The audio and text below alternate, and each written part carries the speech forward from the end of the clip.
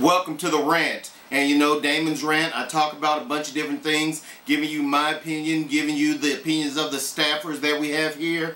And one of the hot buttons that we've discovered right now, especially after college basketball just wrapped up, you had college football beginning of the year. And the biggest question right now is, should college athletes be paid for their services?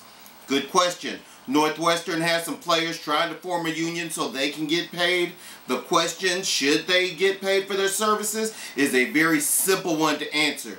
No, college players should not get paid for their services. I'm not going to talk about scholarships and education. I'm going to give you 3 distinct reasons why college players should not be paid for their services. And these 3 things will happen guaranteed if these college players are paid for their services. The first thing that's going to happen is that there's going to be disharmony and unrest on campus. The second thing that will happen is that some schools will lose their programs. Sports will fall off at some of the schools that don't have a lot of money, and that will lead to the third aspect of college players being paid, which shouldn't happen, is that colleges will have to raise their tuition.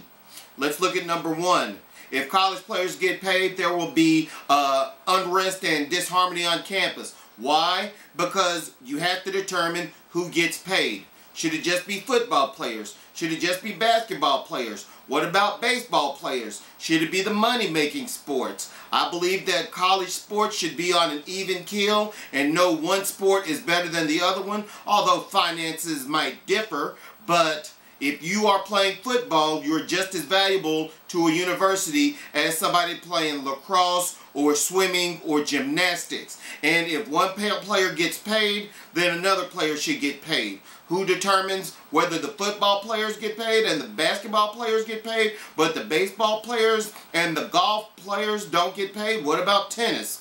What about those that are in speech and drama? What about those that do other things for the school that bring notoriety to the school? You have to make sure that each player is treated fairly, and paying a player simply because they're playing a sport and they're very good at it and it brings attention to the school is not fair to players that put just as much time in and just as much passion and just as much hard work in the other sports or other activities. So if one gets paid, others will want to get paid, and if they don't get paid, they're going to wonder why they don't get paid, and then the disharmony begins, the unrest begins.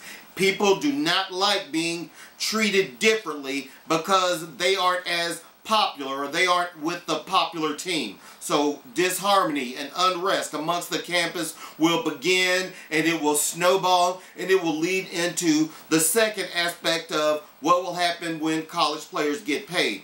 Colleges will begin losing their sports programs. Why? Because if you don't have the money to pay these college players, they're not going to come to your school. Why should I go to your school to play when I can go across the street and play for a school that is paying me? So if you can't pay the players, then you can't have a team that is just as good as other schools. And you run into a situation where the schools with the money, the schools with the deep pockets, are the schools that are good at the sports. And schools that sports programs start to decline, they will not put money in them because the money will have to be treated fairly amongst the team. And if you don't have the money, then you can't pay the players, and then the team gets worse and worse and worse. And when the team gets worse, the program doesn't have people coming to see the teams because they're bad, and then the sports will go away. Smaller schools will lose their sports programs because they cannot afford to pay the players, and then you have a very limited group of teams that are playing these sports for pay and for the championships. And after the sports programs go away,